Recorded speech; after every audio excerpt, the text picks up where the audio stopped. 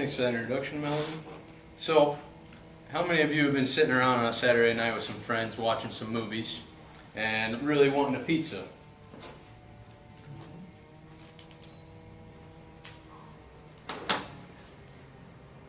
Most of you said in the questions I asked that you wouldn't make me a pizza for 10,000 Bitcoin. Most of you said, what the heck is that? So, I'd be willing to make any Ambrose be like 100 pizzas for 1 Bitcoin today, since it's worth about $6,550. According to Investopedia, May 22nd, 2010 is known as Bitcoin Pizza Day, the day where Laszlo Haynes agreed to pay 10,000 Bitcoins for 2 Papa John's pizzas. On a forum, Laszlo said, "I like having leftover pizza to nibble on later. You can make the pizza yourself or bring it to my house or get it from a delivery place. But what I'm aiming for is to get food delivered in exchange for Bitcoins." At the time, the electronic currency was worth only about 40 bucks, so he undercut the pizza a little bit if they were 25 bucks a piece. But in order to understand the importance of that transaction and the importance of cryptocurrency, I'll explain the advantages of cryptocurrency over the US currency. So a little bit of background, since many of you have no idea what Bitcoin is, let me answer 2 questions. Why was it created, and what is Bitcoin? Cryptocurrency was pioneered by Bitcoin. The short answer as to why it was created was the 2008 financial crisis. Journalist Sahil Bagla states, U.S. banks started to give out risky loans to attract new customers, and banks had to face significant defaults on loans due to inability of people to pay back the money. Many banks collapsed and filed for bankruptcy. This made millions of Americans bankrupt and left them with a debt when banks were bailed out on that debt. So this gave an anonymous person going by the alias of Satoshi Nakamoto the idea to create an electronic currency that cannot be easily manipulated by business or governments. So in order to explain what exactly cryptocurrency is, I'll go through 3 advantages it has over US currency. Decentralization. Defined, decentralization is moving something away from a single administrative center to other locations. In cryptocurrency's case, anyone can hold cryptocurrency without the need for a bank or a third party. And compare that to storing your US dollars in one bank like the picture, with the one on the left being everybody putting their money into the bank.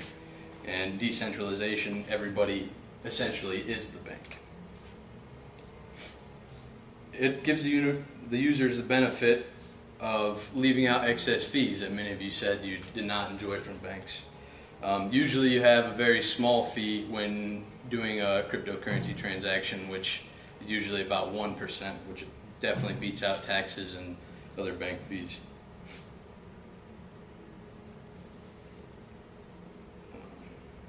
Cryptocurrency cannot easily be taxed or regulated because of this, since it's decentralized.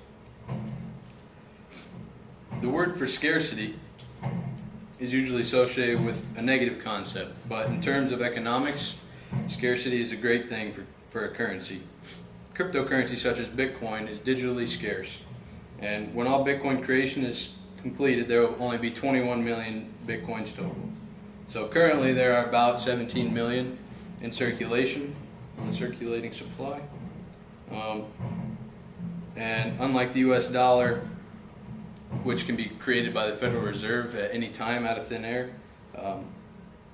it will create it when it sees fit to manipulate inflation rates, which eventually the scarcity of cryptocurrencies will even out. The creation of Bitcoin doubles as its bank. When Bitcoin is created by miners, which are people running a special program on their computers, it creates a digital ledger. And I'm sure either in high school or in college, many of you have taken an accounting class and you may be familiar with a paper ledger, which essentially for cryptocurrency is just digital, and that's what gives it some of its strength. This ledger can be viewed like a written ledger, except this one's public. Everybody can see it. And this ledger creates a means to act as a third party for a transaction. and it verifies the money being sent from you to another person is legit and agreed upon. So it acts as a form of seeing you shake hands with somebody, agreeing on a price, and then it confirms it.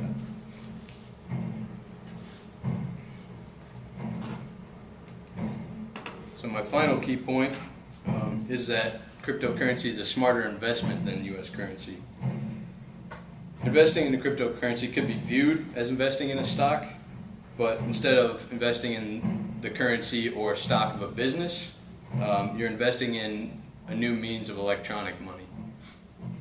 Some people that benefit from the U.S. dollar markets don't view cryptocurrency in a positive light because they benefit from a strong dollar. Like, for example, the CEO of JP Morgan, Jamie Dimon, states that when I made that stupid statement calling Bitcoin a fraud, my daughter sent me an email saying, "Dad, I own 2 Bitcoins." And then he jokingly said, "My formerly smart daughter." So he also claimed that he would fire anybody within his company that trades it, but turns out his chief technical officer was trading it at the time that he stated that. And his company is also one of the largest banks to be investing in it. So technically, if you get down to the nitty-gritty computer stuff, cryptocurrency is very complex. But fundamentally, it is not. I think people would like to have money that is less risky due to decentralization, cannot be endlessly created due to scarcity, and diversifying their investments into smarter technology. I may have been biased for the last few minutes, but the only disadvantage to cryptocurrency that I see is choosing to buy 2 pizzas for $65 million or 10,000 Bitcoin.